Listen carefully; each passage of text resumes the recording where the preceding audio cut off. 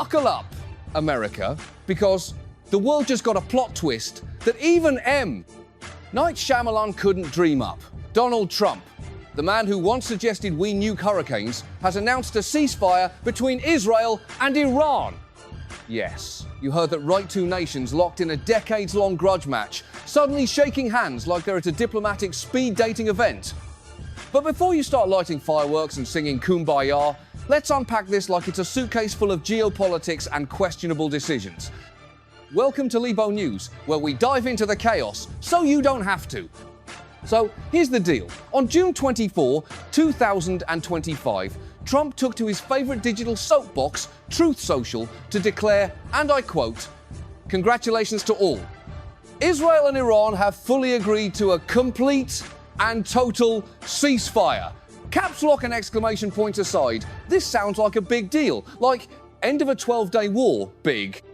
Like maybe we won't all die in a fiery apocalypse, big. But then, almost immediately, reports rolled in that Iran was lobbing missiles at a US base in Qatar, and Israel was still dropping bombs like they didn't get the memo. So, what's the deal? Did Trump broker the deal of the century, or is this just another episode of Geopolitical Apprentice where everyone's getting fired? Let's start with the context, because this isn't just a random Tuesday in the Middle East. Israel and Iran have been at each other's throats for years. Think of it as a geopolitical cage match with nuclear stakes. Iran's been backing groups like Hezbollah, Israel's been striking Iranian targets, and the US has been playing referee while also occasionally throwing punches. Enter Trump, who, fresh off his inauguration, decided to play peacemaker. According to reports, he personally called Israeli Prime Minister Benjamin Netanyahu, leaned on Qatar for support, and somehow got both sides to agree to a ceasefire. That's right, Qatar, the country that's basically the Switzerland of the Gulf, but with more oil and fewer chocolate bars, helped broker this deal. Now, if this sounds too good to be true, that's because it probably is. Within hours of Trump's announcement, Iran reportedly fired missiles at a US base in Qatar, claiming it was retaliation for American airstrikes. Meanwhile, Israel was accused of bombing Iranian targets, prompting Trump to go back to Truth Social and yell, "Stop violating the ceasefire!"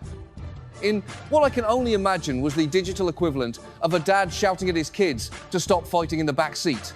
This is like announcing you've fixed your leaky roof, only for it to start raining indoors an hour later.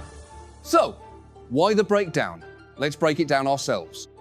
First, Trump's approach to diplomacy is less delicate negotiation and more bull in a china shop with a Twitter account. His strategy seems to involve shouting loudly, claiming victory early, and hoping everyone else catches up. It's the same energy as when he claimed COVID would disappear or when he drew on a hurricane map with a Sharpie. The man loves a bold statement, but bold statements don't always mean bold results. Sources suggest Iran agreed to the ceasefire, but only as a starting point, while Israel agreed conditionally, as long as Iran didn't make the first move. Spoiler alert, someone moved, and now we're back to square one. Here's where it gets juicy. Trump's claiming this ceasefire is permanent, which is a word that, in geopolitics, has all the staying power of a New Year's resolution. Iran's leadership, meanwhile, is saying they're still ready to fight, and Israel's military is acting like the ceasefire is more of a suggestion than a rule. This isn't a peace deal, it's a game of diplomatic whack-a-mole, where every time you think you've got it under control, another missile pops up. Now, let's talk about the stakes. A full-blown war between Israel and Iran wouldn't just be a regional problem, it'd be a global one. Iran's got missiles, Israel's got nukes, and the US is stuck in the middle with bases all over the region. If this ceasefire fails, we're looking at oil prices spiking, global markets tanking, and a potential escalation that could drag in everyone from Russia to China. Oh, and let's not forget the human cost. Thousands of lives have already been lost in this 12-day conflict, and that's just the start. But here's the kicker. Trump's not wrong to try. The Middle East has been a diplomatic graveyard for decades, and if he pulls this off, it'd be the kind of legacy-defining win that even his critics would have to grudgingly applaud. The problem is, his track record on follow-through is shakier than a Jenga tower in an earthquake. Remember the Abraham Accords? Big win, sure, but they didn't exactly solve the Middle East's problems. And his maximum pressure campaign on Iran, it brought them to the negotiating table, but also pushed them closer to a nuclear bomb. So, what's next? If history's any guide, this ceasefire is as fragile as a Fabergé egg in a blender. Both sides are accusing each other of violations, and Trump's already out here scolding Israel like they forgot to do their homework. Meanwhile, Iran's playing the "we're just defending ourselves" card, and the US is stuck trying to keep everyone from blowing up the board. The Kremlin, by the way, is cheering from the sidelines, which is never a good sign. Let's zoom out for a second. This whole saga is a reminder that peace isn't just a press release, it's a process. And processes take time, trust, and a lot less grandstanding. Trump's approach might get clicks, but it's not clear it'll get results.